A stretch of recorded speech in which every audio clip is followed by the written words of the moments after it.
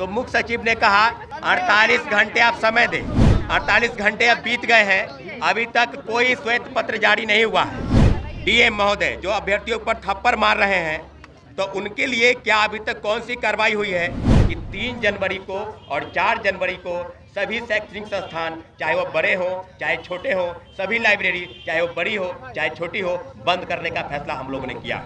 BPSC re examination करने की समर्थन को लेकर सभी अभ्यर्थी और उनके परिवार से अपील है कि 5 बजे शाम में आप कैंडल मार्च अपने अपने जिला और अपने अपने अनुमंडल में निकालने का प्रयास। ये अपने भाइयों पर लाठी चल रहा है, आपकी बहनों पर लाठी चल रहा है, इसलिए आपसे आग्रह है कि आप काली पट्टी बांधकर इस परीक्षा का बहिष्कार करें। आज आप लोग को इसलिए बुलाया गया है क्योंकि 30 दिसंबर 2024 को जो हमारी मांग है वो हमारी मांग बिहार सरकार से है।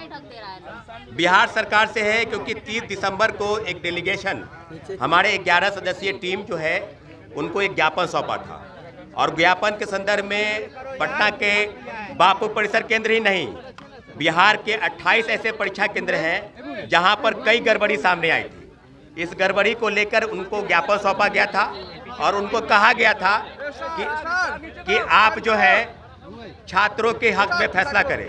तो मुख्य सचिव ने कहा कि आप 2 से 3 दिन यानी 48 घंटे आप समय दें। हम निश्चित रूप से 48 घंटे अब बीत गए हैं, अभी तक कोई श्वेत पत्र जारी नहीं हुआ है। उन्होंने कहा था कि कुछ न कुछ फैसले जो है वो छात्र हित में होंगे।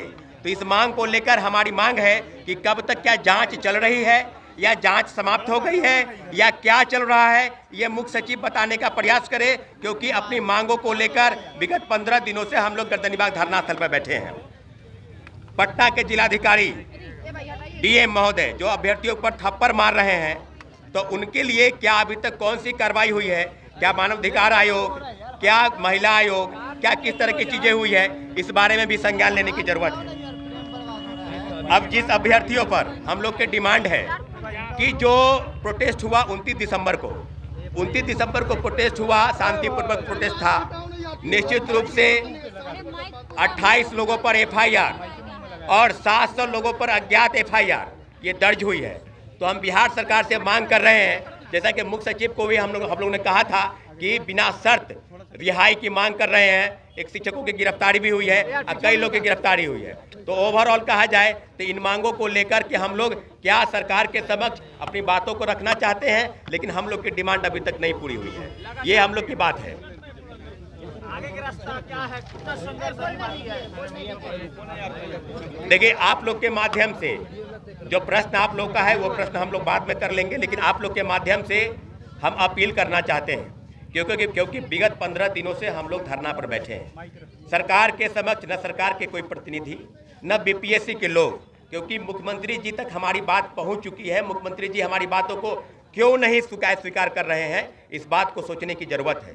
इस बारे में सारे अभ्यर्थियों के बीच में जो उपापों की स्थिति है, इसलिए हम लोगों ने फैसला किया है कि 3 जनवरी को और 4 जनवरी को सभी शैक्षणिक संस्थान, चाहे वो बड़े हों चाहे छोटे हों, सभी लाइब्रेरी चाहे वो बड़ी हो चाहे छोटी हो, बंद करने का फैसला हम लोगों ने किया।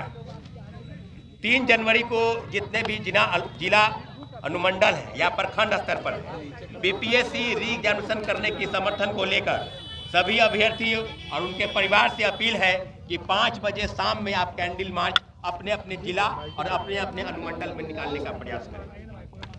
ट्विटर हैंडल करके री एग्जामिनेशन फॉर ऑल 11 बजे 3 जनवरी को चलाया जाएगा। एक ट्विटर कैंपेनिंग भी हम लोग कर रहे हैं, निश्चित रूप से अपनी बातों को ले जाएंगे। 4 जनवरी को ध्यान देने वाली बात है कि 4 जनवरी को बापू परिसर केंद्र सहित 22 परीक्षा केंद्रों पर परीक्षा लेने की तैयारी बीपीएससी कर रही है। तो जो शामिल होने वाले अभ्यर्थी हैं 18,000, उनसे हम लोग अपील कर रहे हैं कि अपने भाइयों पर लाठी चल रहा है, आपकी बहनों पर लाठी चल रहा है, इसलिए आपसे आग्रह है कि आप काली पट्टी बांधकर इस परीक्षा का बहिष्कार करें, क्योंकि लड़ाई कहीं न कहीं इसमें आपकी भी है और हानि आपको भी पहुंचाने का प्रयास बीपीएससी जरूर कर रही है। इसको ध्यान देने वाली बात है, इस परीक्षा का आप बहिष्कार करें।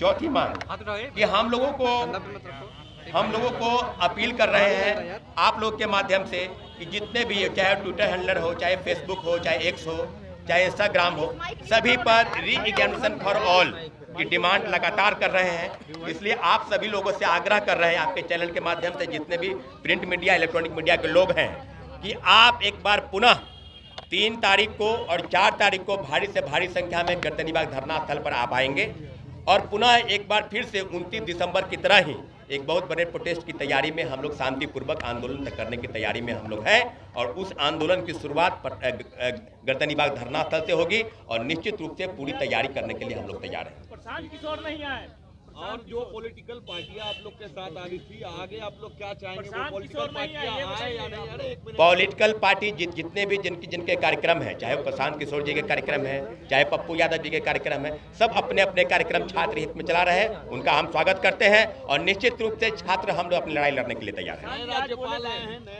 नए राज्यपाल मोहम्मद आरिफ खान को भी हम लोगों ने ज्ञापन सौंपा है। हमारी डेलीगेशन की टीम गई थी। निश्चित रूप से उनसे भी आग्रह लगातार किया जा रहा है कि आज छात्र हित में फैसला ले, क्योंकि कहीं न कहीं सामान्यीकरण लागू करने का प्रयास, छात्रों के आंदोलन को लाठी और गोली के दम पर कुचलने का प्रयास चल रहा है। कोई नेता यहाँ आकर बैठता है आप लोग के साथ तो अनुमति रहेगी आप लोगों की?